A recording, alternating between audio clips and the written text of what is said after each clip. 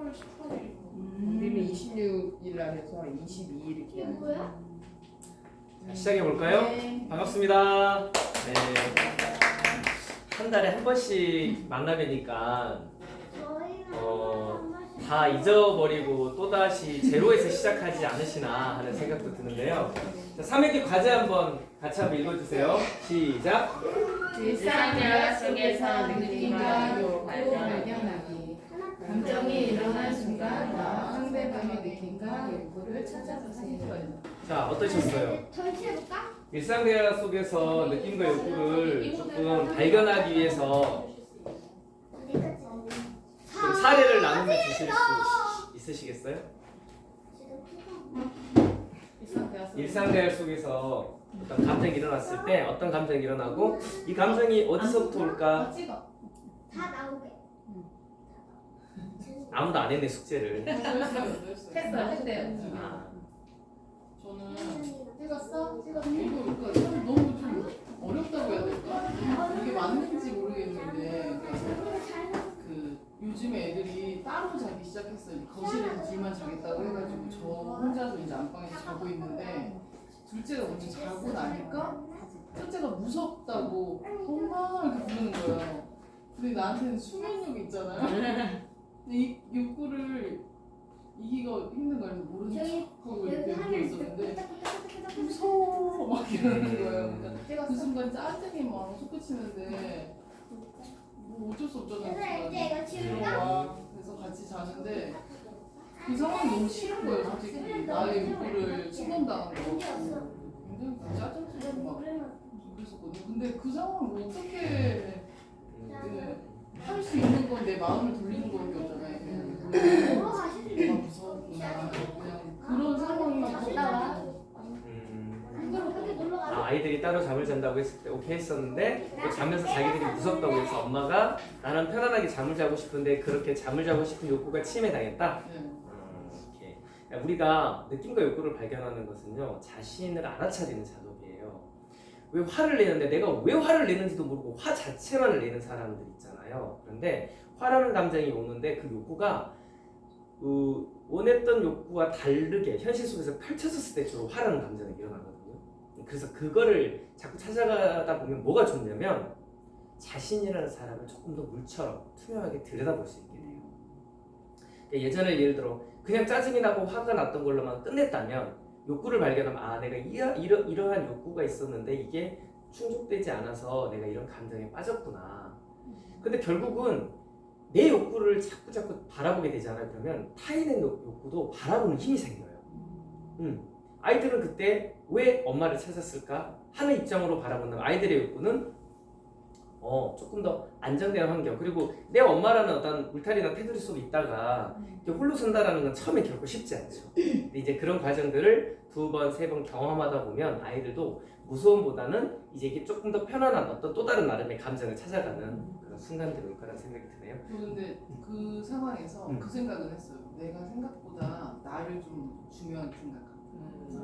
보통 사람들보다는 모성애가 적은가 이런 생각했었는데 반대로 그냥 나를 좀 더 생각한다는 생각도 들었고 깨달음도 좀 있었고 다음날 미안하니까 어제 왜 미안했어? 뭐 때문에 미안했어? 이렇게 물어보게 되더라고요.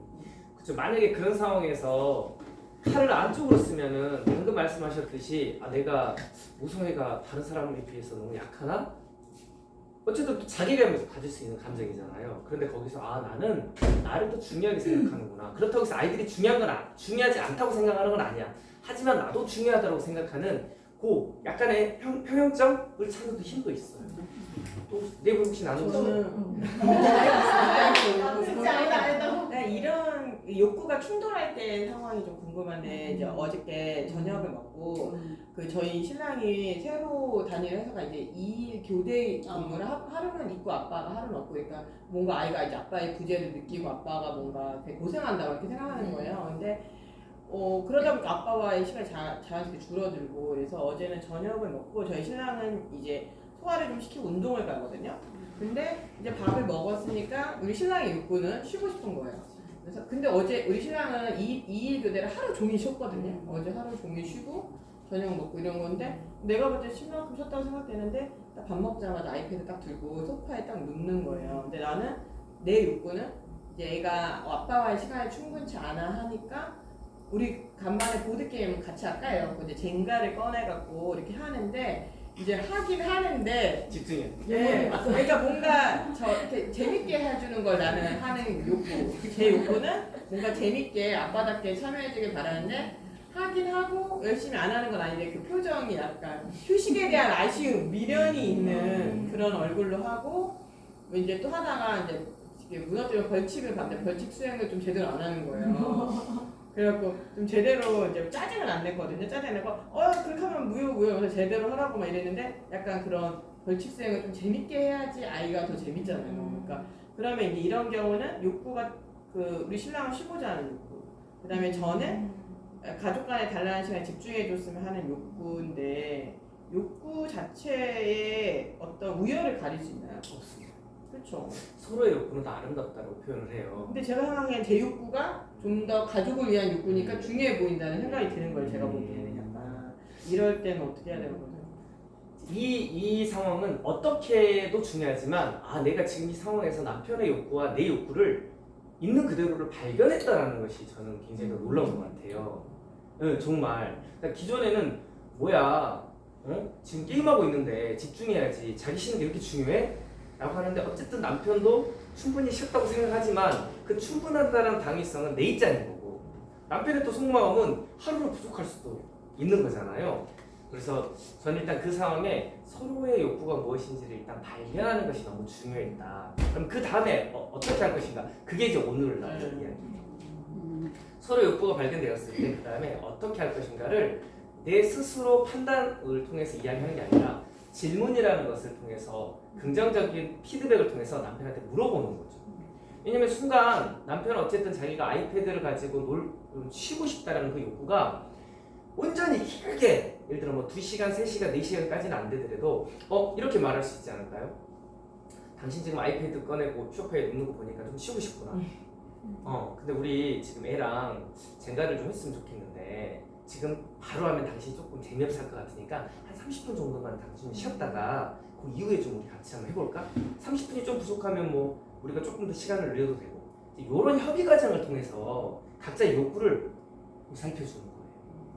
집중해야 된다는 그 나의 욕구도 품어주고 남편이 쉬어야 된다는 것도 배려를 해주면서 적당한 합점을 찾아가는 거죠. 여기서 우리가 갈등의 5가지 이용 중에서 가장 적극적으로 써야 될 게 바로 경쟁 모드인 거예요.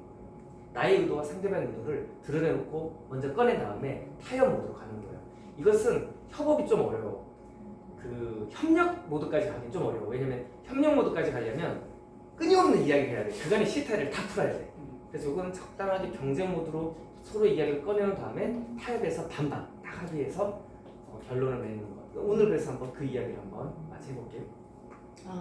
저는 이제 뭐 최근에 일어난 일은 아니고 하도 순이가 저한테 많이 얘기했던 거라서 제가 그날 이제 아버지 때문에 좀 기분이 되게 상해 있었어요. 제가 기억은 안 나요. 하도 인스타그램 봐서. 그래서 되게 상해 있어가지고 근데 아버지한테는 화를 낼 수가 없으니 계속 마음 이렇게 삭히고 있었거든요. 그래서 제가 빨래를 막 세탁기에 넣고 있는데 수영이가 엄마 불렀어요. 했는데 엄마 또 이러는 거야. 그래서 했는데 계속 또 엄마 오라는 거 자기한테. 근데 나는 빨래를 해야 되니까 이랬더니 이제 안 오니까 또 토톡 와가지고 엄마 이래서 제가 이제 그 순간 왜 자꾸 불러 이렇게 한 거야. 그만 좀 불러 이랬더니 얘가 이제 끔찍 놀라면서 이렇게 하면서 나 그냥 이러면서 이제 갔어요.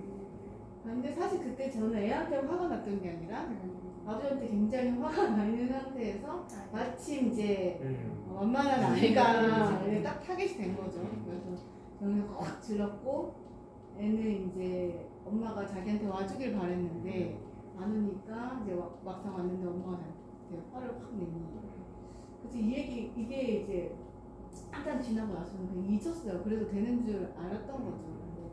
근데 무슨 얘기를 하다 이런 감정 카드 같은 게 있어서 수연은 억울할 때 있어서 자기 진짜 억울한 일이 있었다면서 그 얘기를 하는 거예요. 자기는 그냥 엄마를 할 얘기가 있어서 갔는데 엄마가 그냥 나한테 화를 냈어. 난 근데 이해가 안 되고 왜 그렇게 하는지는 너무 억울해요. 제가 사과했거든요. 왜 하냐고. 근데 무슨 일만 생기면 그때 이해했거든요. 나 그때 왜 이해가 아직도 안 된다는 거죠.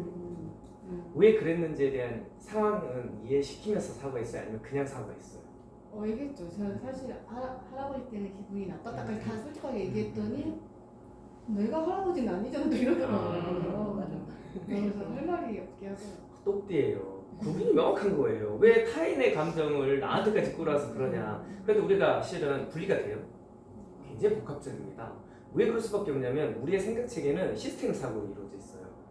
하나가 딱 분리되면 그걸로 끝나는 게 아니라 그 감정은 타인한테 똑같이 접목이 되면서 연결이 되거든요. 그래서 그 이야기 있잖아요. 시스템 사고에서 이제 그런 예를 들어요. 아침에 부부싸움 막 화가 나서 성질 내고 나가잖아요. 근데 남편이 나가면서 강아지를 바로 톡 차요. 강아지가 이제 결국은 돌고 돌아서 엄마를 문다는 이야기예요. 그러니까 어떤 거든 감정은 그 리프레시, 리셋 이게 어렵습니다. 근데 이제 그거를 우리가 왜 할 필요가 있냐면 알아차림으로부터 시작해요.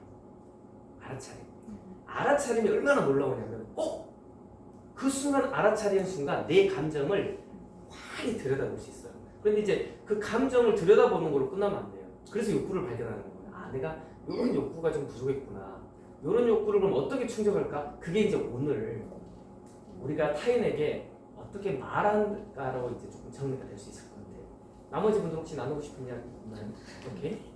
그래서 저희 신랑이랑 쇼핑을 했거든요. 애들 옷을 사러. 근데 이제 옷 딱 사고 이제 차에 가는데 저희 신랑이 저를 보더니 자기 외모에 부족한 건 아닌데 좀가 변화가 필요하다라는 걸 알았다는 거죠. 자기가 거기 이제 매장 직원들이랑 사람들이 많을 거 아니에요. 쇼핑하는데 젊은 사람들, 여자들 이렇게 보고 저하고의 차이점을 알아냈대요. 그래서 그 보는데 눈썹이라는 거예요. 그래서 눈썹 문신을 한번 해봤으면 좋겠다는 거예요. 요즘 눈썹 일자는 다들 일자인데 자기는 이렇게 원래 예쁘지만 되게 조심스럽게 원래 참 눈썹이 너무 예쁘지만 자기는 약간 이렇게 갈매기 옛날스럽다 올드하다는 뜻이죠. 그래서 이제 눈썹 문신을 한번 해보는 건 어떻겠냐. 근데 그거를 집에 갈 때까지 2번, 3번 얘기를 하는 거예요. 그래서 이제 생각했어요. 이게 딱 생각했어요. 창피한가? 내가 창피한가? 우리 신랑들은 내가 너무 이제 나이도 점점 많아지고 하면서 이제 노화가 진행이 되니까 그걸 보면서 좀 속상한가?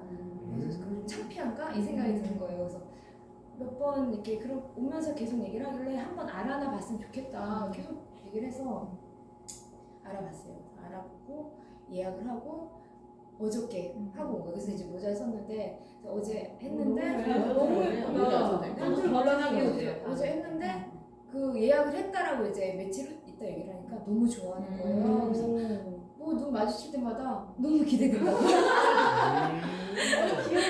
관심이 많네. 예전에는 이제 이런 거 다 무시했거든요. 저에 대한 어떤 외모 지적 이런 거 다 되지야 막 이러면서 제가 무시했었는데 이거 하면서 그 상대방의 욕구 내가 창피할 수도 있나 보다. 이제 좀 아줌마스럽고 또 뭐 그렇고 하니까 그래서 했더니 너무 좋아하는 거예요. 그래서 이제 내가 우리 신랑의 욕구를 잘 충족시켜줬구나 이걸 보면서 그 생각을 했어요. 좋은 과제였습니다. 맞아요. 이 진짜 욕구를 서로 발견해주면 서로에 대한 배려심이나 존중하는 마음이 조금 더 커집니다. 내 마음도 중요하지만 상대방의 마음도 중요하구나라는 것을 알아차릴 수 있죠. 그래서 오늘 이제 느낌 욕구를 원래 2개 다 느낌 카드도 있고 욕구 카드도 있는데 오늘은 가볍게 느낌 카드를 한번 좀 가지고 왔어요. 근데 시간이 여유로우면 모든 사례들을 다 나누면서 할 수 있는데 자 우리 방금 3분이 나눔을 하셨잖아요. 한번 카드를 쫙 한번 펼쳐보세요. 카드를 쫙 펼쳐보세요. 카드를 쫙 펼쳐서 다 보이게? 다 보이게 한번 펼쳐보세요.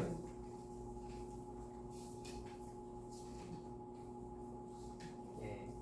자 그리고 잠깐 여기 한번 보시면 제가 이제 늘상 대화에서 가장 중요한 것은 어쨌든 이 보이는 빙산의 일각보다 보이지 않는 뿌리를 찾아가는 작업들이 너무 중요해요. 그걸 우리는 다른 말로 욕구다 이렇게 표현하는데 욕구는 욕망하고는 약간은 다릅니다. 뭐 책들을 많이 보시니까 아시겠지만 욕망은 일정 부분 자기 이기적 욕구의 충족이 조금 더 느낌이 강하다면 욕구는 말 그대로 이게 지금 니드라고 하면은 너무나 편한데 이게 한글로 번역돼서 적당한 말을 못 찾아요. 어쨌든 원하는 바예요. 원하는 바. 원트라고 하기에는 조금 더 밀도가 높은 게 니드다라고도 할 수 있을 것 같은데 어찌되었건 연결이 되어 있구나. 예전에는 화가 나면 그냥 화 났어 이러고 끝났는데 이 화가 왜 날까? 저 사람이 나한테 욕을 했어. 너 왜 나한테 욕해? 이게 아니라 저 사람은 어떤 욕구가 충족되지 않아서 화를 낼까라고 하면 내가 의외로 감정에 빠지는 이 틈이요 길어집니다. 넓어지고. 그래서 이 예에 말씀드렸잖아요. 왜 누군가는 행복하고 누군가는 쓸쓸할까? 똑같은 여행을 하는데 똑같은 행위, 똑같은 상황인데 왜 누군가는 기쁜데 누군가는 불쾌할까? 왜 누군가는 아무 감정이 없는데 왜 누군가는 그거를 뭐가 어떻다라고 피드백을 할까? 결국은 관계가 된 사람한테 더 많은 감정들이 가게 되어 있습니다. 무심결에 지나간 아이가 과자를 먹다가 사탕 봉지를 버리면 저 녀석 왜 이렇게 버리고 가지? 말을 할 수도 있고 말 안 할 수도 있지만 내 아이가 만약에 버린다면 어떻게 말을 해요? 주워야지. 그러면 안 되라고 훈계를 하죠. 양육을 위해서. 그러니까 똑같은 상황인데도 관계성에 따라서 일어나는 감정과 피드백이 달라져요. 그러니까 우리가 지금 우리가 주변에서 어찌되었건 제가 갈등때 말씀드렸잖아요. 꼴 보기 싫다라는 것은 관계력이에요. 우리가 무턱대고 모든 사람이 꼴 보기 싫지 않아요. 그런가 보다라고 그냥 슥 지나가는데 어쨌든 소화 못하는 경우가 있단 말이에요. 자, 지금부터 잠깐 토달림 토크라는 걸 한번 해볼 텐데요. 이제 이게 어떤 거냐면 내 상황을 이야기했을 때 타인이 내 얘기를 듣고 그때 어땠을 것 같아요? 라고 찾아주는 거예요. 자, 근데 우리는 이미 세 사람 이야기를 들었잖아요. 네 사람 이야기를 들었잖아요. 순서대로 한번 찾아가 보도록 할게요. 자, 우리 한 분당 4개 카드가 있으니까 진경님 이야기를 듣고 진경님은 그 앞자리를 좀 비워놓으세요. 자기 앞자리를 좀 비워놓으세요. 자, 진경님 이야기를 듣고 그 상황에서 나 같으면 이런 감정이 좀 많이 있었을 것 같아요. 그 느낌을 한번 쭉 찾아서 한번 드려봅니다. 한 장을 드려도 되고 2장을 드려도 되고.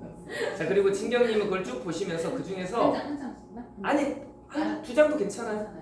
있으면 또 찾아도 돼요. 그리고 그걸 쭉 보고 내가 그때 느꼈던 가장 큰 감정이 거의 맞는 게 있다면 골라주시고 없으면 그 외적으로 찾으셔도 상관없습니다. 네. 무슨 거예요? 그 당시 상황에는 이거예요. 짜증나고 지치고 그러고 나서 좀 미안해지고 짜증나고 지치고 오케이. 그럼 짜증나고 지치고 카드 2개 두고 나머지는 이쪽으로 넘기고. 자, 2번째 윤경님 거 한번 찾아보도록 하겠습니다. 윤경님 입장에서 예, 윤경님 스토리를 듣고 내가 저때 어떤 느낌들이 좀 많이 들었겠다.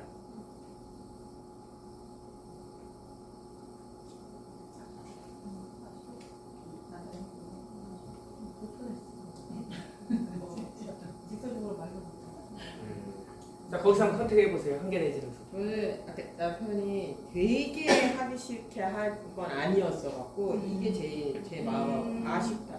조금만 더 적극성을 띄워줬으면. 오케이. 나머지 카드는 앞으로 보내버리시고 아쉽다. 자, 이제 성범님 사례에서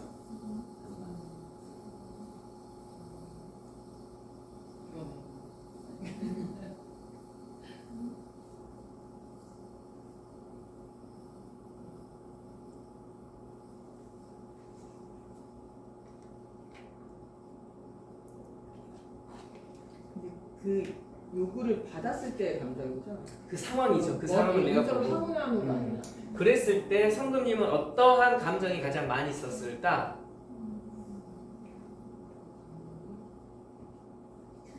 어쨌든 이제 눈썹 문신까지 하고 온 상황이니까 그때 어떤 마음이 좀 많이 있었을까? 그게 있었네.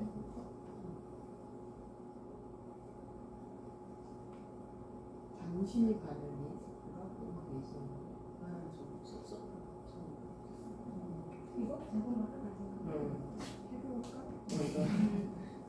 한번 컨택해보세요. 한 장 아니면 2장 어떤 게 좀 많았어요? 저는 여기 없어요. 없으면 골라도 돼요. 저는 이거 있어요. 그렇죠. 그럼 좋아요. 좋아요. 좋아요. 네, 맞아요.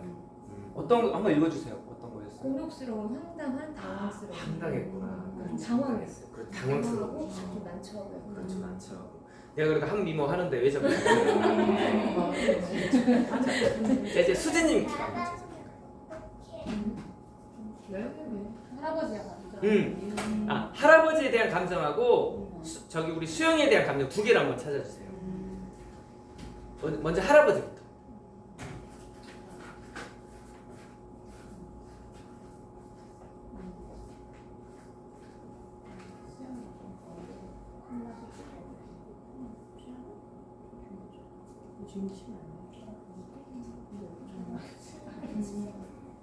그리고 수영이에 대한 것도 한번 찾아주세요.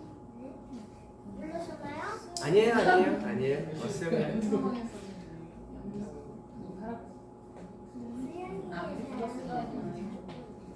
저거 피해서 하는 거야?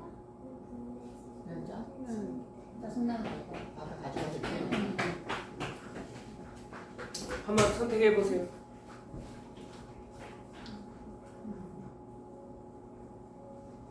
저는 할아버지는 힘들다.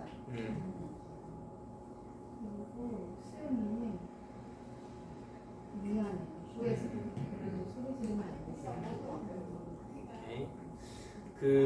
실제 우리가 대화에서 감정을 찾아주는 것은 공감으로 굉장히 훌륭한 방법 중에 하나예요. 실제 우리 그 교보제로 감정 카드를 다양한 패턴으로 많이 팔거든요. 그래서 내가 뭔가 가족들과 감정적 교감과 공감을 좀 하고 싶다 하면 내가 알고 있는 언어나 가족들이 알고 있는 어휘에 대한 상대적인 개념이 다르기 때문에 이런 카드를 활용해서 방금처럼 너 오늘 어땠어? 엄마가 이러이런 상황에서 뭐 어땠어? 오늘 내가 너 입장이었으면 너 되게 속상했겠다, 아니면 슬펐겠다, 아니면 기뻤겠다, 이런 것을 적극적으로 감정을 찾아가 주는 작업들 굉장히 중요해요. 그래서 혹시 필요하다면 그렇게 구입해서 활용하는 방법 정도는 한번 활용해보면 좋겠다. 그리고 누군가가 나에게 어떤 상황을 내가 나 힘들었어라고 하면 내가 힘들었겠다라고 하는 것보다 조금 더 디테일하게 내 감정의 이 겹겹을 이렇게 하나씩 찾아가 주면 그 자체도 굉장히 또 힐링이 됩니다. 그래서 그런 방법으로 감정이 이렇게 있고 감정 내면이 욕구가 존재하는구나를 한번 살펴봤으면 좋겠어요. 자, 이제 여기까지 해서 간단하게 전 시간 말했던 느낌과 욕구 부분 한번 정리를 했고요. 자, 이제 공감대와 4회차 주제가 뭐냐면 이제 행동적 요소에서 우리는 이제까지 있는 그대로의 언어에 대한 인지적 부분하고 지금 감정과 욕구 부분의 정서적 부분을 살펴봤어요. 이제 오늘은 의사소통의 특히 공감대에서 공감이라는 테마에서 가장 또 핵심적인 부분의 행동적 요소의 첫 번째이자 전체적인 공감대의 프로세스의 마무리이기도 합니다. 바로 의사소통에 대한 부분이에요. 의사소통은 결국은 누군가는 말하는 행위자와 듣는 이 두 사람이 필요한 거잖아요. 의사소통에서 가장 이제 핵심적으로 작용되는 게 말하는데 어떻게 말하느냐, 있는 그대로의 언어로 말한다는 것은 대화의 시작점이고 이것은 이제 대화의 완결점이에요. 어떻게 피드백할래? 우리는 의외로 하지 말아라라는 형태의 피드백을 꽤나 많이 해요. 너 그거 하지 마. 근데 우리 뇌는 에너지 편중이 똑같답니다. 하지 마라고 해도 에너지를 쓰고요, 해라라고 해도 에너지를 써요. 그래서 이왕이면 구체적이면서도 긍정적인 피드백을 하라라는 그런 게 바로 이제 언어 프로세스의 마지막입니다. 말은 왜 할까요? 말은 좀 하는데 왜 대화는 어려울까요? 그리고 내가 쓰는 말은 모국어라고 하는데 그 모국어의 의미는 뭘까요? 여기 한 번만 같이 읽어주세요. 시작! 내가 쓰는 말은 모국어. 그래서 엄마가 중요합니다. 아이가 쓰는 모든 말의 패턴이 다 모국어일 수는 없지만 근본적인 뿌리, 가장 유아 시절부터 유년기 시절을 가장 많이 대화하는 사람의 주체가 엄마예요. 그러다 보니까 성인이 되어서도 엄마의 말 본색, 그 틀을 거의 많이 닮아 있어요. 우리 아이가 순간순간 학교를 다니는데 막 욕을 해. 근데 그것은 순간 지나치고 갈 거예요. 여기서 말하는 모국어는 근본적으로 아이가 말하는 아이의 그 뼈대, 어떤 말을 하는가. 그래서 우리 자녀가 따님이 있는 우리 부모님께서는 남자친구를 데려왔을 때 남자애가 어떻게 말하는가, 그 말에 그 부모 중에 엄마가 어떻게 말하는가를 유념히 살펴볼 필요가 있습니다. 거의 흡사하다고 보면 돼요. 판박이까지는 아니에요. 근데 그게 다르다라고 하면 이제 아이가 성장하면서 후천적 트레이닝을 통해서 본인 스스로 변화했거나 좋은 것을 더 배가시켰거나의 경우의 수에 해당합니다. 자, 행동적 공감의 이간의 이야기 잠깐 볼게요. 공감은 다른 사람의 내면에 들어가서 타인의 중거나 관점으로 세상을 보고 식별하는 의사소통을 강조하면서 타인이 느끼는 세계가 어떠한 것을 느끼는 기능으로서의 식별하는 것과 상대방의 느낌과 경험 그리고 이러한 느낌을 바탕으로 하는 행동들에 대해 이해한다는 사실을 상대에게 의사소통하는 것이다. 공감은 생각보다 굉장히 폭 넓으면서도 깊어요. 그리고 이 연구가 지금 1976년도에 일어났던 연구잖아요. 그래서 꽤나 오랜 시간 동안 인간의 의사소통 중에서 공감에 대한 부분을 연구를 해왔구나 라는 것을 우리는 살펴볼 필요가 있습니다. 1976년도면 대한민국에서는 공감에 공도 꺼내기 힘든 그런 시대였었죠. 어쨌든 그래서 그 논문 자료를 살펴봐도 이런 공감에 대한 부분은 서양에서 훨씬 더 먼저 학문적으로 연구가 되었던 건 사실이에요. 자, 특히나 한국 국제통역사 1호로 유명한 외대 최정화 교수 같은 경우는 우리가 뭐 IQ, EQ는 많이 들어봤지만 또 CQ라는 이야기는 많이 못 들어봤잖아요. 이것도 하나의 소통 지수구나. 조직생활 해보시고 사회생활도 지금 하셔보셔서 아시겠지만 어때요? IQ, EQ도 중요하지만 이게 CQ라는 개념으로 모든 게 다 포괄이 돼요. 아무리 IQ가 높으면 뭐예요? CQ 지수가 없으면 요즘은 콜라보 자체가 일어나지 않으면 조직에서 힘을 내기가 엄청 어렵습니다. 그래서 이제 기본적인 의사소통의 개념과 기준을 이야기하는데요. 자, 여기 첫 번째 이런 부분이 있습니다. 명료성. 얼마만큼 명료하게 말할까? 근데 의외로 있잖아요. 우리가 명료하게 말하지 못합니다. 나는 뭐라고 명료하게 말하는 것 같지만 그게 상대방이 듣기에는 굉장히 두루뭉실한 경우가 많아요. 자, 보세요. 전자배열에서 인풋이 있으면 아웃풋이 있어요. 인풋이 두루뭉실한데 아웃풋이 명료할 가능성은 없습니다. 우리 속담에 쑥떡같이 이야기하면 찰떡같이 알아들으라는 말은 있긴 하지만 그거는 서로가 어느 정도 내용이 있었을 때는 가능하죠. 근데 그렇지 않았을 때는 정확하게 이야기해도 상대방한테 전달되는 정확성을 비교해보면 50-60% 정도밖에 되지 않습니다. 네. 그래서 이제 우리가 일상생활 속에서 의사소통이 가장 어렵게 느껴지는 세대가 바로 지금 현재 엄마 입장에서는 아이이고요. 직장인들은 선배 입장에서 후배가 가장 어렵습니다. 근데 반대로 아이 입장에서는 엄마 아빠랑 대화하기가 어려워요. 선배만 후배를 어려워하느냐? 아닙니다. 후배도 선배랑 대화하는 게 어렵습니다. 수진님이 아버지, 시아버지랑 관계가 우리가 들어도 어때요? 힘들 수밖에 없겠다는 생각이 들어요. 제가 아버님을 한 번도 뵙지 않았으면 그래도 적당히 하시겠지라고 했는데 진짜 적당히 못 하시더라고요. 근데 그게 막 나쁜 쪽이 아닌데 당신이 가지고 있는 과거의 감정 주체가 현재까지 동일하게 흘러요. 왜냐면 어느 정도 되면 좀 접을 줄도 알고 어느 정도 되면은 좀 이렇게 멈춰서 좀 약간 텀을 줄 필요도 있는데 그때 쓰는 에너지를 계속 쓰니까 어떻습니까? 맞닥뜨리는 사람 입장에서는 이게 저 같은 경우에 한 번 딱 했으니 개성 있으시네라고 빠지면 되는데 그것을 계속 그 지점에서 맞닿아 있는 사람은 어때요? 이건 보통 일이 아닐 수 있겠다. 그래서 지금 대단한 내공을 쌓고 계신 거예요 지금. 그렇습니다. 그래서 이제 세대에 대한 개념은 우리 유퀴즈의 수영량의 이야기를 들어보면 기가 막힌데 한번 잠깐 한번 들어보도록 할게요.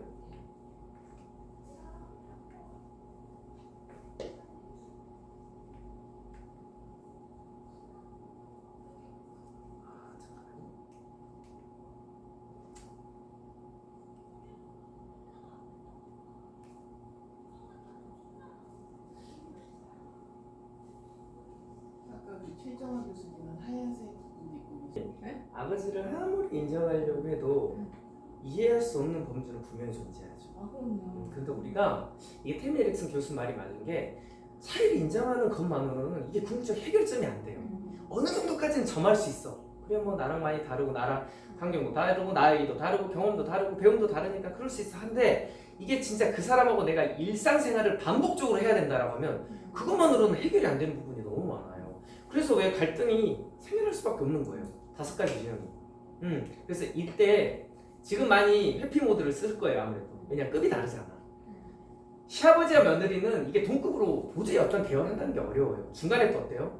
남편이라는 또 다른 이해관계가 형성이 돼 있기 때문에 그리고 시어머니가 또 반대급부를 형성하죠. 그래서 결국 쉽지 않은 지금 일정 부분의 숙제라면 숙제니까 그 상황에 놓여 있는 건 맞아요. 그래서 참 지혜가 필요한데 혼자만 이걸 모든 걸 다 감내하기는 너무 어려운 상황이기도 하죠.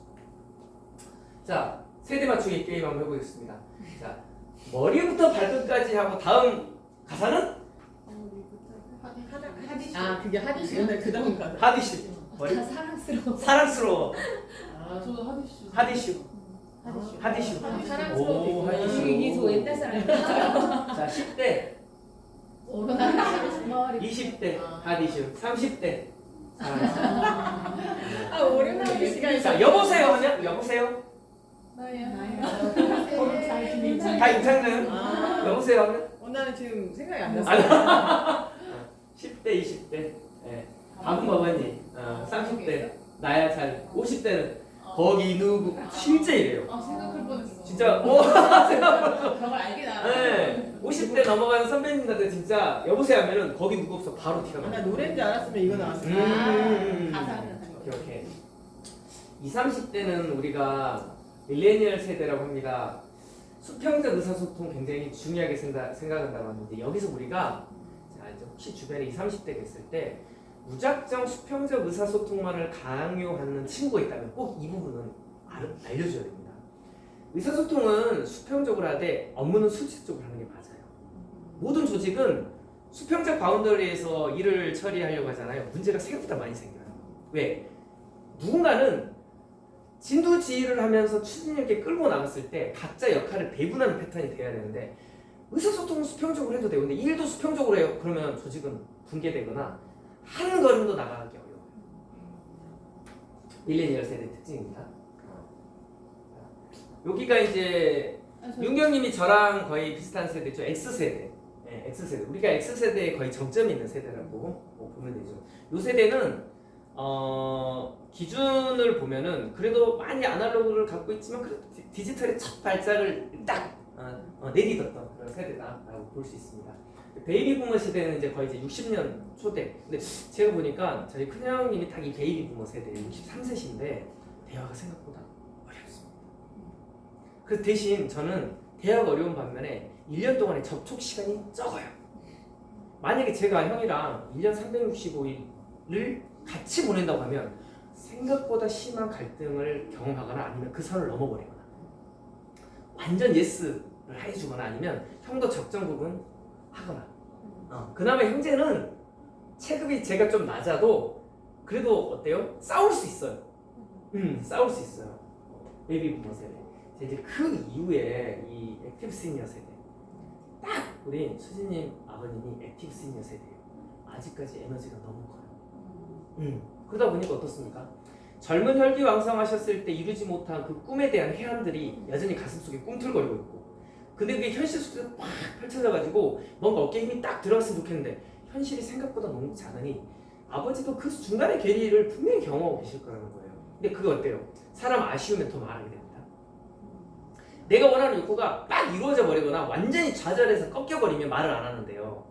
이게 이루어질 것 같은데 이루어지지 않은 그 접점이 있었을 때가 가장 많은 말을 해요. 우리 완전 잘못했을 때는 어때요? 죄송합니다라고 끝내잖아요. 내가 완전 올바랐을 때도 어때요? 내가 잘못한 게 뭐가 있는데 하고 끝내버려요. 그런데 어설펐을 때 어때요? 말이 점점 많아지는 거예요.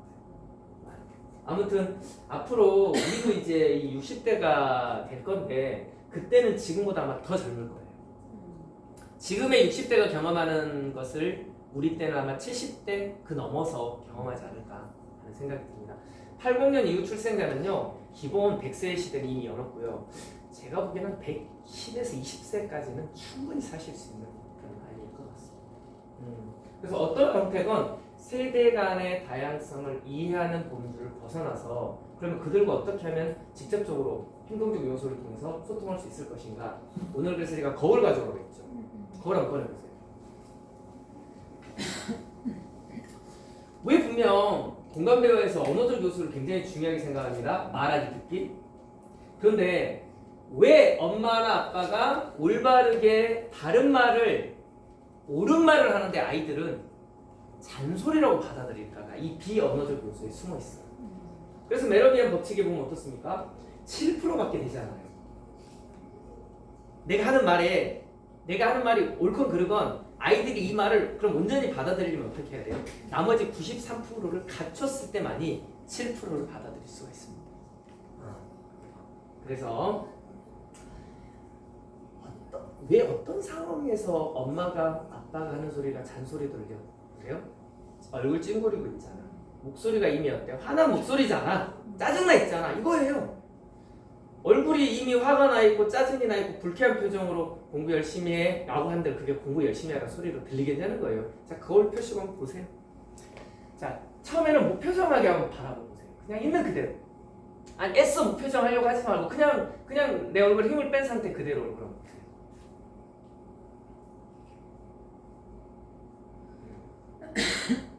눈썹, 눈, 코, 미간을 지나 입술, 턱, 얼굴 전체 볼 쭉 한번 보세요. 우리가 한번 거기서 살짝 한번 찡그려 보세요. 찡그려 보세요.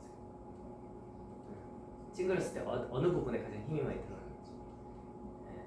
자, 그리고 한번 스마일하게 한번 웃어보세요. 화나지 않고 살짝 웃어보세요. 자, 그럴 때 내 표정이 어떤지.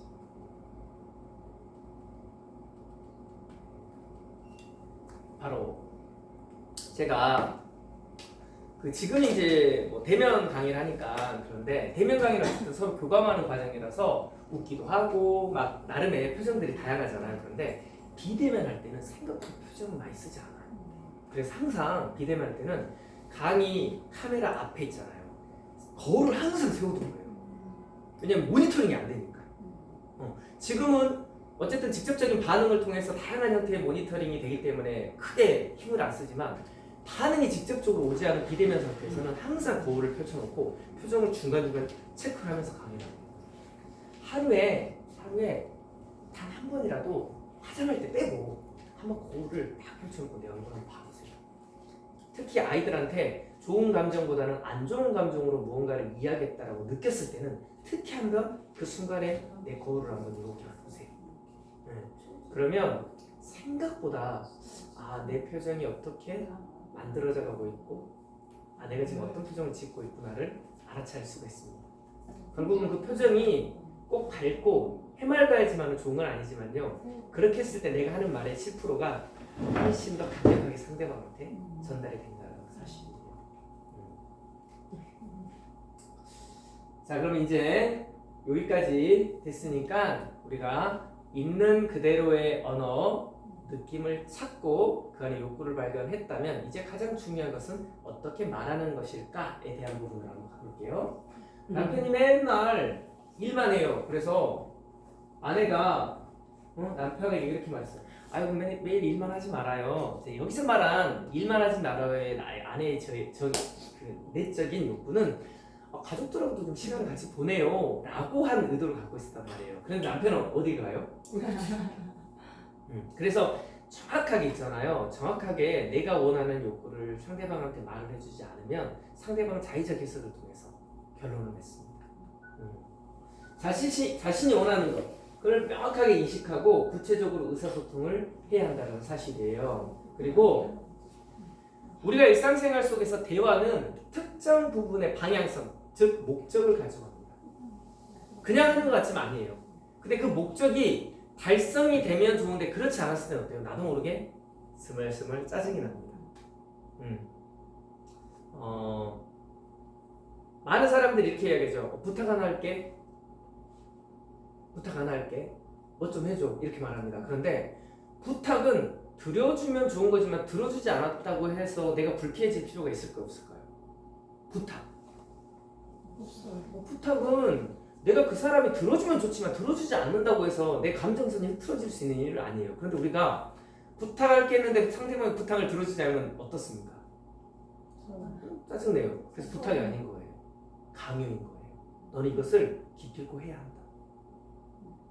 저녁에 찌개를 막 끓이고 있다가 엄마가 갑자기 두부를 안 사온 게 기억이 났어요. 그래서 아들과 향해서 아들 슈퍼 가까우니까 가서 두부 한 번만 사다 줘 라고 이야기했어요. 엄마가 부탁할게 두부 한 번만 사다 줘 했는데 그때 아이는 한참 클라이맥스 게임을 다 하고 있었어요. 그래서 이렇게 말합니다. 엄마 나 지금 아주 중요해 못 가. 이때 엄마가 그래 알았어. 가스불을 잠깐 끄고 엄마가 사러 갔다 오면 부탁 맞아요. 근데 여기서 엄마가 일갈을 합니다. 너 오늘 저녁 먹지 마 이러면서 엄마가 지금 엄마를 위해서 지금 요리하는 거야? 라고 외치는 순간 아 부탁한다고 말했지만 이것은 강요이구나. 물론 부탁이나 강요나 어떤 게 좋다 나쁘다라는 또 상반된 개념으로 이해할 필요는 없습니다. 근데 우리 아이들에게 의외로 강요 많이 해요. TV 꺼.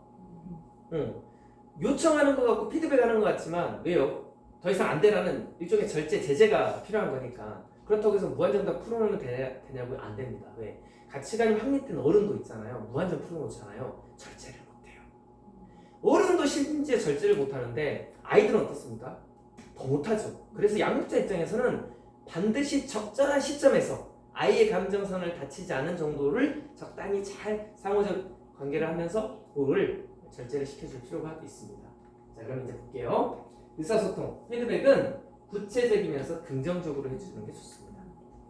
술 먹지 마! 보다 일주일에 한 번 정도는 어때? 자, 예를 드는 거예요.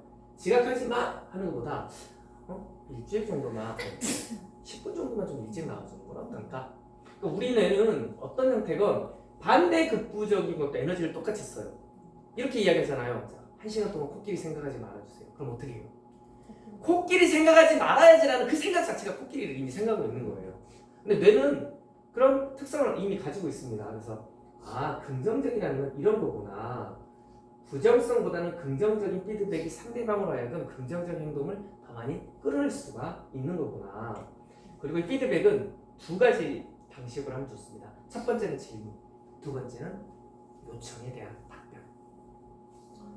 우리가 요걸 한번 같이 읽어주세요. 시작. 방금 제가 한 말을 어떻게 들으셨는지 말씀해 주시겠습니까? 제 말을 들으시고 어떻게 느끼시는지 말씀해 주시겠어요? 방금 제가 한 말에 대해 어떻게 생각하시는지 말씀해 주실 수 있으시겠어요? 느낌과 생각이나 어떻게 들었는지에 대해서 체크를 하는 거예요. 예를 한번 들어볼까요? 아이한테 뭐라 말했어요. 응? 엄마 말 알아들었어? 예! 이걸로 끝내면 안 돼요. 엄마 말을 어떻게 이해했어? 어떻게 이해했어? 질문해 보는 거예요. 그리고 엄마 말을 듣고 혹시 네가 느껴지는 감정이나 생각이 있다면 뭐야? 라고 물어보는 거예요. 왜? 나는 내가 하고 싶은 말을 했지만 아이 입장에서는 이 말이 혹시 감정선을 다쳤을 수도 있다는 엄마의 우려가 분명히 있을 수 있을 그런 상황이 있잖아요. 그럼 그때 이야기를 해놓고 혹시 엄마 말 듣고 어떤 느낌이 들었어? 어떤 생각을 했어? 아니면 엄마 말을 어떻게 이해했는지 혹시 말해줄 수 있어? 라고 물어보는 거예요. 이게 첫 번째 피드백입니다. 그리고 이제 두 번째 그 말을 듣고 내가 원하는 바가 완전히 전달했다라고 확신이 들었을 때나 이해가 되었을 때 그때 정확하게 이제 요청을 하는 거예요. 2차 대화. 자, 우리 한번 예에 한번 들어볼게요. 제가 공감대학 1회기 때 롤플레이 기억나시죠? 롤플레이 좀 기억나요? 팀장과 회의 때 여러 가지 의견을 제시했지만 나는 내 의견에 대해서 어떤 피드백도 하지 않고 끝났을 상황에서 이것을 프레임 대화가 있는 그대로 대화를 나눴을 팀원의 그 상황 좀 무시하시는 거예요? 라고 했었을 때와 팀장님 제가 오전에 여러 가지 의견을 제시했는데 말씀하지 않으셨어요 라고 했던 그게 첫 번째 이제 대화의 프로세스예요. 그 다음에 감정. 그래서 저는 조금 답답했어요. 근데 요 윗단이 뭐가 있어요? 프레임 언어가 아닌 있는 그대로의 언어를 써서 그 폼을 엽니다. 아침 회의 때 준비를 했는데 여러 가지 의견을 말씀드렸는데 거기에 대해서 피드백이 없었어요. 그래서 조금 답답하죠. 답답합니다. 자, 어떤 욕구? 맡은 일을 좀 잘하고 싶고 귀 기울여주는 모습을 보였으면 좋겠고 그리고 제가 또 잘했는지 또 체크도 받고 싶고 이런 욕구에 대한 이야기를 하는 거예요. 그리고 나서 질문 형태. 팀장님 제 의견 어떻게 들으셨어요? 여기까지입니다. 여기까지. 잊혀진 결혼기념일. 똑같아요. 당신 결혼기념일 잊고 지나갔어. 그래서 좀 소홀한 기분도 들고 좀 울적했어. 왜? 나는 우리가 얼마만큼 소중한 관계인지가 중요하거든. 근데 남편 같은 경우는 직장일이 바쁘다 보면 기억 못할 수도 있지 뭐 이렇게 말을 했을 때 그럼 이제 여기서 뭐 어떻게 피드백이에요? 내가 그러면 며칠 전에 당신한테 우리 결혼기념일이야 우리 뭐 할까? 라고 말을 해주면 같이 고민해 줄 수 있어? 대화라는 것을 하면 할수록 느끼는 게요. 프레임 언어가 얼마만큼 폭력적이면서도 강압적인 언어라는 거. 근데 그게 상대방한테도 폭력적이고 강압적이지만 나한테 스스로 단정 지으면서 얼마나 상처를 입어요. 남편이 날 무시하는 것 같아. 남편은 나도 안중에도 없어. 남편이 꺼내지도 않고 생각하지도 못한 그 어떤 언어들 어때요? 내 나름에서 계속 생산을 해내면서 나를 괴롭히고 남편을 비난하거나 비방하거나 평화하는 작업들을 내 내면서 끊임없이 일어나고 있는 거예요. 그래서 혹시나 그런 감정선이 부딪히면 물어보세요. 진짜 당신 결혼기념일이었는데 입고 지나갔어. 그럼 남편이 뭐 바빠서 입고 지나갔다거나 아니면 결혼한 지 오래됐는데 여전히 결혼기념일 챙겨야 돼? 라고 말하거나 어쨌든 말하잖아요. 그러면 그 사람이 하는 그 말 자체를 또 있는 그대로 들어보고 아 그랬군. 근데 나는 내 욕구 난 이거 중요하다고 생각하거든. 나는 이런 욕구가 갖춰지지 않으면 좀 슬프고 불안할 것 같아. 물론 이 내가 욕구를 말한다고 느낌을 말한다고 상대방이 그걸 다 들어줘야 될 필요성은 없어요. 하지만 그렇게 말하는 과정 속에서 어때요? 상대방은 왜 그러한 욕구를 가졌었는지 상대방 같은 경우는 예를 들어 결혼기념일 정도면 1, 20년 챙기면 그만 챙겨도 되는 거 아니야? 예를 들면 그런 생각을 할 수도 있잖아요. 그럼 그것을 아내 이야기 듣고 남편이 생각을 바꿀 수도 있어요. 나는 그렇게 생각했는데 여자 입장이나 아내 입장은 또 그렇지 않을 수도 있구나. 그럼 내가 그걸 조금 더 내 생각을 바꿔봐야 되겠네? 라고 또 바꿀 수도 있는 상황인 거예요. 그래서 지금부터 이제 공감대와 프로세스의 완성을 한번 지켜보도록 하겠습니다. 자, 첫 번째부터 한번 읽어주세요. 시작. 있는 그대로요. 느낌 표현, 욕구 찾기, 행동 선택, 구체적, 긍정적, 피드백 요청. 아까 네 가지 프로세스에서 중간에 뭐 하나 끼어들었네요. 우리가 여기까지는 이제 해봤단 말이에요. 요거는 이제 요번 주 과제로 내줄 거란 말이에요. 근데 이거를 하기 위해서는 이게 필요해요. 있는 그대로 언어도 써봤고 느낌도 표현하고 느낌의 뿌리가 욕구인 것도 찾았는데 바로 구체적 긍정적 피드백으로 가면 좋겠는데 우리는 그간의 삶의 패턴 경험치가 있기 때문에 바로 전환이 안 됩니다. 그래서 잠깐 버퍼가 필요해요. 멈춤. 그 멈춤이 행동 선택에 대한 개념이에요. 자, 행동 선택을 제가 조금 더 명료하고 구체적으로 한번 말씀드릴게요. 자, 빅터 프랭클의 죽음의 수용소에서 책을 보신 분 손 한번 들어주세요. 다 한 번 하셨어요? 독토하셨어요? 오케이. 자, 이 책에서 빅터 프랭클이라는 존재에 대해서 알으시고 자, 이와 비슷한 내용이 있죠. 빅터 프랭클 박사가 했던 말 중에 자극과 반응 사이에 공간이 있다. 우리가 그리고 그 공간에서의 선택이 우리의 삶의 질을 결정짓는다. 이렇게 똑같은 내용은 없어요. 약간 비슷하게. 요거를 헤아릴 수 있을 만큼의 내용이 거기 들어있어요. 그래서 이제 그 뒷단에 의미 치료가 있어요. 상황에 어떤 의미를 부여하느냐에 따라서 본인의 행동 패턴이 완전 달라진다는 이야기죠. 왜 누군가는 그토록 열악한 상황에서 타인에 대한 연민과 배려를 갖고 왜 누군가는 끊임없이 경쟁을 통해서 쟁취하려고 하고 폭력을 행사하고 똑같은 상황인데도 불구하고 그래서 그게 행동 선택입니다. 행동 선택. 자극, 반응 사이에 어떤 선택을 할 것인가. 자, 그럼 보세요. 있는 그대로의 언어, 느낌을 찾기, 그리고 욕구를 발견했어요. 그리고 나는 구체적이고 긍정적인 피드백을 해야 돼. 자, 그런데 상황에 따라서 구체적이고 긍정적 피드백을 하기 어려운 상황도 있잖아요. 분노하세요. 화를 내는 게 결코 나쁜 건 아닙니다.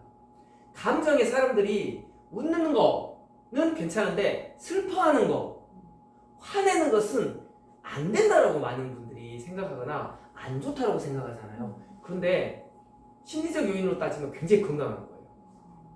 대신 그걸 내가 컨트롤할 수 없는 상태에서 분노는 어때요? 타인에게 꽤나 깊은 상흔을 남깁니다.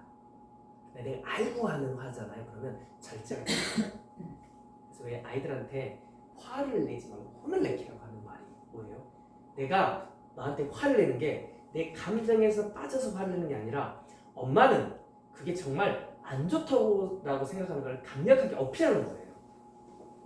대신 필요 이상으로 그 분노 감정에 휩쓸리지는 않죠. 내가 화를 에너지를 쓰더라도 그 감정에 휩쓸리지 않아요. 딱 일정 순간 되면 어때요? 절제하는 패턴을 갖습니다. 그래서 그 공간을 한번 잠깐 경험을 해보셨으면 좋겠다 싶은 생각이 듭니다. 제가 이 글은 제가 정말 좋아하는 문구 중에 하나고 대학 코칭 때 늘 활용하는 문구인데요. 옳고 그름 너머에 아름다운 들판이 있네. 우리 거기서 만나세라는 문구인데 괴로움이 왜 내가 처음 살면서 괴로워라고 느꼈던 그 괴로움이 구분짓는, 판단하는 옳고 그름이라는 이분법적 사고를 알아차리는 순간부터 우리는 괴로움을 만납니다. 상대방하고의 갈등, 옳다 그르다라는 시비를 떠나면요 그렇구나로 끝날 수 있는 너무나 많은 일들이 있어요. 그래서 굉장히 이거는 이제 어찌 보면 지성인으로 가는 하나의 길이죠. 아름다운 들판은 말 그대로 그런 거예요. 모두가 다 공존하는 세상입니다. 큰 거목은 멋지고 그 거목 밑에 있는 소위 말하는 우리가 자풀이라고 하는 그 녀석들은 꼴 보기 싫은 게 아니라는 거예요. 다 그 나름의 꽃 피움과 열매 맺음 그 자신의 삶을 충실히 살아가는 그런 모습들이 존재하더라는 거예요. 그래서 성인이 되어간다는 것, 성숙해진다는 것은 다름을 인정하면서도 그 인정 자체가 조금 더 깊어지고 넓어지는 거구나. 우리가 정말 그걸 맞닥뜨리잖아요. 그러면 연민과 배려심이 생깁니다.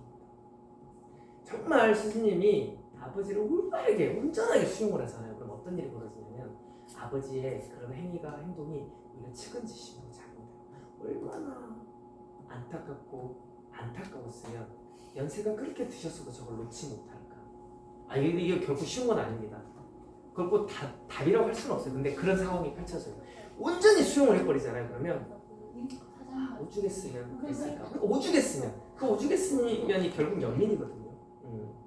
근데 이제 우리가 오죽했으면이 찾기 힘들죠. 왜? 상대적인 나의 어떤 존재가 중요하기 때문에. 자, 그래서 이제 5회기 과제 한번 해보도록 하겠습니다. 자, 일상대화 속에서 있는 그대로의 언어를 느낌으로 표현하고 욕구를 발견하고 행동 선택의 내적 선택을 한 다음에 구체적이고 긍정적인 피드백을 요청을 통해서 공감대화의 이제 이 프로세스를 완성을 해보세요. 성금님 예전에 그러셨잖아요. TV 볼륨이 크네? 그 다음은 어떻게 해야 돼요? 이제 이게 이 순서인 거예요. 그리고 여타의 수없이 많이 대화를 코칭하는 어떤 책을 봐더라도 이 범주를 벗어나지 않습니다. 인지적 요소, 정서적 요소, 행동적 요소가 가미된 이 베이스가 대화, 특히 공감의 기본 학문적 베이스라서 그 어떤 책을 내는 사람들도 이 범주를 벗어나지 않아요. 여기서 뭔가 하나를 더 추가하거나 빼거나 할 수 있지만 이 맥락은 그대로 유지가 됩니다. 있는 그들의 상황을 내가 인지하고 그 속에서 감정과 욕구를 찾고 그럼 내가 어떤 선택을 할 것인가 이왕이면 부정적인 것보다는 긍정적이고 구체적인 피드백을 통해서 상대방하고의 관계를 모색하는 거예요. 그래서 한번 도전해보세요. 처음에 안 될 수도 있어요. 그리고 내가 이 대화를 시도한다고 해서 상대방이 내 대화에 이 프로세스를 그대로 따라 살리는 마음은 없다. 너 지금 뭔 소리 하는 거야? 택도 없는 소리라고 이야기할 수도 있어요. 그런데 우리가 왜 공감대화를 배워요? 상대방하고 잘 지내기가 아니에요. 공감대화를 배우는 가장 핵심적인 목적은 나와 잘 지내는 거예요. 내가 공감대화를 계속 이렇게 익숙해지잖아요. 그러면 필요 이상의 감정 부침을 겪지 않아도 됩니다. 상대방을 이해하고 수용하고 배려하는 것은 그녀를 위한 것 같잖아요. 아니에요. 궁극적인 나의 평화를 위한 거예요. 나의 내적 평화를 위한 거예요. 상대방을 왜 공감합니까? 상대방 좋으라고요? 아닙니다. 내가 편하자고 하는 거예요. 내가 더 즐겁고 행복하고 내가 내 삶을 온전히 집중하기 위해서 상대방을 이해하고 배려하고 수용하는 겁니다. 네. 자, 오늘 여기까지 공감대회 한번 해보았는데 자, 짧게 한 번씩 우리 윤경님도 이렇게 한번 돌아가면서 오늘 참여하면서 느꼈던 느낌이나 생각 또 자각했던 깨달은 점이 있다면 잠깐 나눠보면서 한번 마무리해볼까요?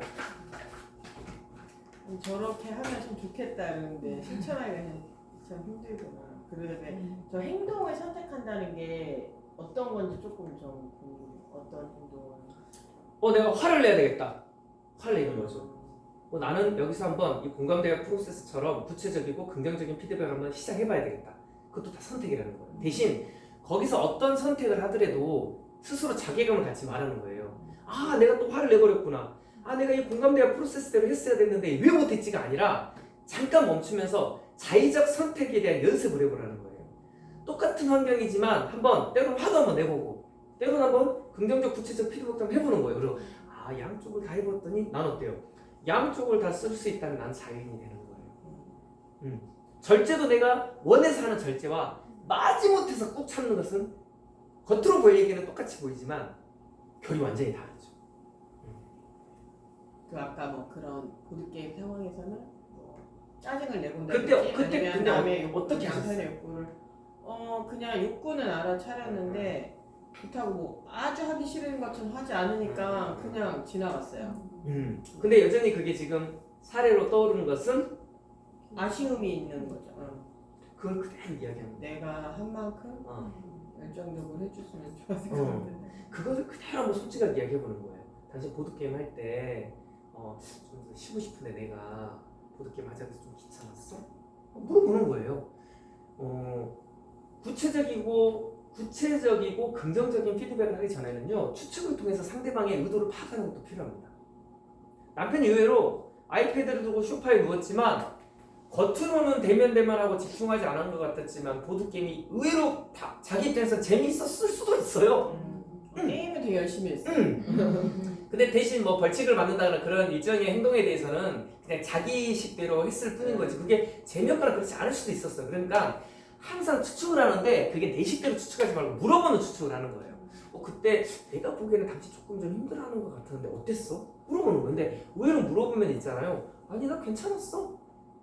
그리고 또 물어보면 의외로 나는 그런 의도로 한 말이 아니었는데 라는 답변을 들을 때가 꽤 있습니다. 근데 그런 대화를 시작한 것만으로도 뭔가 나는 지금 트집을 잡으려고 하나 이렇게 느낄 것 수도 있을 것 같아요. 뭔가. 그러면 이제 거기서 앞단이에요. 여보라고 부르세요? 당신이라고 부르세요? 여보, 오빠라고 부르세요? 오빠 요즘 내가 공감대와 독서 모임에서 공감대와 지금 매달 한 번 대학 코칭 공부하고 있는 거 알지? 알아요? 네. 그러면 이제 그걸 물고 들어가는 거예요. 그래서 내가 사례로 이렇게 이야기했더니 이럴 때 이렇게 추측성으로 물어보면 남편의 의도를 파악하는 데 도움이 된다 그러네? 오빠는 어떻게 생각해? 이렇게 그냥 자연스럽게 끌고 가는 거예요. 왜냐? 이미 이런 연습을 내가 하는 걸 알고 있기 때문에 그렇게 말하는 나에 대해서 저게 또 나를 또 난지르보려고 하는 이런 생각 자체를 안 하는 거죠. 한번 꼭 해보세요. 그리고 내가 아쉬움이 들었다는 거하고 그때 나는 이걸 좀 오빠 중요하게 생각했어. 근데 항상 욕구와 느낌을 이야기할 때는요, 상대방의 욕구와 느낌도 꼭 살펴줘야 돼요. 또 더 하고 싶으신 말씀? 오케이. 또 어저께 자기 직전에 저희 아들과의 대화에서 반성을 또 많이 했습니다. 일방적으로 내가 잘못했구나. 엄마 화내는 거 아니야 라고 말은 했으나 보여지는 시각적인 목소리로 화를 내고 있음을 온갖 표현을 했구나라는 반성과 함께 엄마 말 알겠니? 네로 끝나거든요. 그래서 다시 오늘 한 번 더 말을 해볼까 아니면 하지 말까 약간 좀 고민돼요. 이거 거기서 네. 엄마 말 알겠니라는 거 하나만 바꾸면 돼요. 엄마 말 어떻게 들었어? 그러니까 제가 엄마 말 이해했어 항상 단답형으로 끝나게 말했더라고요. 그래서 그럼 이거를 오늘 가서 다시 대화를 시도할까 아니면 그냥 또 꼰대처럼 이렇게 말하지 저는 말까요? 그러니까 중요한 것은 방금 윤경민 이야기에서 난 아쉬움이 남아. 근데 이거 아쉬움을 내가 그냥 털어볼 수 있는 거라면 굳이 다시 안 꺼내도 되는데 이게 여전히 뭔가 마음 한켠에 남아. 그러면 꼭 이야기를 해서 나의 의구심, 이 아쉬움을 상대방한테 이게 왜냐면 지금은 아닌 것 같죠? 나중에 다른 데서 튀어나온다. 당신 저번에 쟁 갈 때 어떻게 했어? 나와요. 근데 이거는요 저는 괜찮아요. 저는 어차피 어제 다 풀었잖아요. 근데 이제 아이가 다쳤을 것 같은 거죠. 아이가 다치죠. 네. 자, 그러면 이제 엄마는 성인이잖아요. 아이의 감정을 헤아려 줄 수 있는 힘이 있잖아요. 그럼 이제 그때를 다시 끌고 오는 거예요. 엄마가 오늘 대학 코칭 갔는데 이렇더라. 근데 곰곰이 생각해 보니까 엄마가 어제 이해했지? 이렇게 말했던 게 또 강요나 강압으로 들릴 수 있을 것 같아. 어떻게 생각해? 엄마가 그때 조금 했던 이야기 강요 같았어? 아니면 불편한 생각이나 느낌이 있었어? 물어봅니다. 그리고 엄마도 엄마 화났어라고 물어보면 엄마도 감정이 싫어 솔직해질 필요가 있어. 엄마도 화났어. 엄마도 이런 경험을 처음 하는 건 아니지만 왜? 엄마가 화난 욕구를 명확하게 이야기해 줘야 돼요. 그러면서 서로서로 있잖아요. 감정에 솔직해지고 욕구를 오픈하잖아요. 대화가 너무 재밌습니다. 그리고 오해가 줄어들어요. 그래서 한번 도전해봐서 그 도전된 것을 두 분은 다음 회차 때 한번 또 나눠주는 것도 좋을 것 같아요. 신경님. 저는 아까도 말씀하셨지만 이제 그 상황에서 이런 게 이제 생각이 나서 잠깐 멈춤 될 수 있었던. 그러니까 뭔가 이런 나의 욕구가 뭐지 이런 느낌을 되뇌어 보는 것도 되게 도움이 많이 되는 것 같고 오늘 좀 드는 생각은 과제하면서 생각이 들어요. 내가 생각보다 다른 사람보다는 나를 좀 더 중요하게 생각하는구나 이런 좀 깨달음이 있었는데 그간에 있었던 일들이 좀 정리가 되는 느낌인 거예요. 저는 막 애들 어지르고 이런 거 너무 싫었는데 조금 심하다 싶을 정도로 막 화를 내거나 이런 게 있었는데 그게 아마도 내 영역을 침범당했다는 생각이 아닐까? 근데 그 공간이 우리 집이기 때문에 우리 집에 어느 한 곳도 흐트러지지 말하지 않은 그런 것 때문에 내가 스트레스를 받았던 것 같다. 그러면 좀 공간을 제한해보고 진짜 내 공간과 아이들이 편안하게 할 수 있는 공간과 이런 거 좀 분리해보는 것도 방법이겠네. 좀 이런 생각이 좀 발전된 것 같아요. 굉장히 훌륭해요. 맞아요. 결국 욕구를 찾는다는 것은 방법을 찾는다는 이야기거든요. 오, 굉장히 괜찮습니다. 네, 훌륭합니다. 네. 정인이? 느낀 카드 이제 저는 얘기는 안 했지만 이제 이렇게 하면서 공감해 주는 거 되게 좋았던 것 같고 그게 이제 아이한테도 그거 좋아 싫어 할 거야 안 할 거야 이제 그런 한글을 많이 얘기했는데 이제 느낀 카드가 아이용이 하나 있거든요. 집에 이렇게 그림 표정이 있는 거. 이제 그거를 꺼내서 이제 어렸을 때는 그걸 막 가지고 놀려고만 하니까 잘 못했었는데 이제 훨씬 좀 풍부한 이런 느낌이 있다라는 거 이제 아이랑 좀 같이 한번 공유해보고 싶다는 생각도 들고 이런 감정이나 느낌에는 좋다 나쁘다가 없다는 거. 근데 저도 어쨌든 아까 얘기하셨었는데 이제 뭐 화를 낸다. 어쨌든 이런 뭔가 부정적인 뉘앙스가 드는 건 안 좋다라고 아직도 생각했어요. 그러니까 이런 걸 알고 있고 또 강의도 해봤지만 불구하고 그런 생각이 들고 욕구 찾는 게 진짜 참 쉽지 않구나.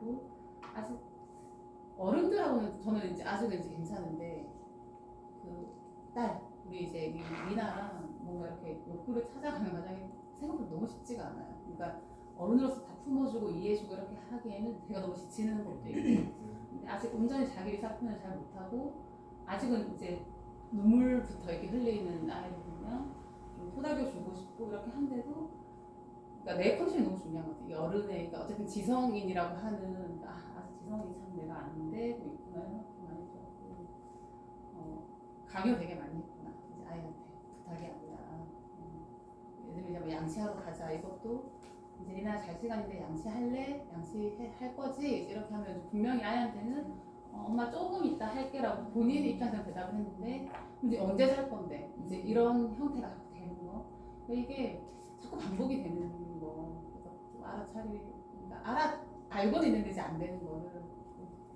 잘 해나가고 싶다는 생각이 많이 들었어요. 아이랑 우리가 두 발을 걷고 내 스스로 씻고 싸고 먹고 할 때까지 걸린 시간이 얼마인가를 육아 때는 꼭 기억을 해주면 조금 그래도 이렇게 좀 완충할 수 있을 것 같은 생각이 들고요. 엄마들일수록 질문을 저는 좀 많이 했으면 좋겠어요. 답을 주지 말고 질문.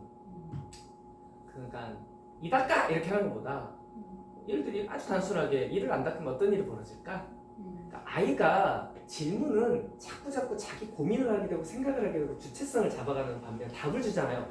생각 안 해요. 왜 그렇잖아요. 먹이를 잡는 법을 알려주면 먹이를 잡으러 막 다니는데 먹이를 갖다 주면 어때요? 잡는 행위 자체를 안 하잖아요. 그래서 처음에 좀 답답할 수 있는데 자꾸 그런 질문을 통해서 혼자 생각하게 하고 그 생각한 게 일상적인 상식 가운데서 너무 오답스럽다 그러면 엄마가 이제 그걸 조금 조정을 해주면 되는 거고. 오케이? 선생님 어떠셨어요? 저는 이제 일단 눈물 얘기하니까 눈물을 왜 흘리지 생각을 했었거든요. 왜냐면 눈물이라는 게 하나 소용이 없잖아요. 눈을 좀 쏙쏙이 흘린다는 거는 이게 왜 눈물이 나올까 생각을 하다가 뭔가 이렇게 그 신체의 화학적 반응이긴 하겠지만 근데 이게 좀 이렇게 생각해요. 슬픔을 좀 표현할 수 있게끔 진화했구나. 내 슬픔 좀 알아줘 하고 진화해서 눈물이 나왔구나. 오늘 이렇게 이 눈물은 진화의 그 표시다 생각이 들었는데 오늘 이제 수업을 들으면서 이 언어도 진화를 좀 해야겠다는 생각이 드는 것 같아요. 항상 올 수는 없잖아요. 슬픔은 눈물을 표현한다지만 나 이런 여러 가지 감정들은 말로밖에 표현이 안 되는데 이게 제가 아버지한테는 안돼 이런 사람을 못 고쳐 이렇게 생각을 했는데 그것 자체가 나도 되게 꼰대스럽고 되게 답답한 사람인 것 같다라는 생각이 들어서 내 언어도 좀 진화를 해야 되겠구나. 바뀔 수도 있어. 나도 바뀔 수 있고 아버지도 바뀔 수 있어. 한번 시도해보자 이런 생각으로 조금 바꿨던 것 같아요. 오늘 이야기 들으면서. 쉽지 않은 수진이한테는 제가 보기에도 쉽지 않은 숙제일 수도 있어요. 근데 이제 저는 이렇게 생각합니다. 관계가 누군가가 관계를 통해서 나에게 온다는 것은 그건 각자가 무언가에 대한 공부할 몫이 있기 때문에 온다고 보거든요. 그게 뭐 공부는 꼭 좋다 나쁘다 개념은 아니잖아요. 내가 몰랐던 것을 알아가거나 알았던 것을 조금 더 강화시키는 작업이 저는 공부라고 생각을 합니다. 그래서 그게 남들에 비해서 내가 좀 무겁다고 생각하거나 왜 나만 이런 생각이 들 수도 있지만 그래도 결국은 나에게 집중할 수 있는 또 시간이거든요. 그래서 좀 이 프로세스를 한번 쉽지는 않겠지만 우리 좀 연습하면서 한 달 보내고 5일이 때 만나 뵙도록 하겠습니다. 오늘 경청해 주셔서 감사합니다.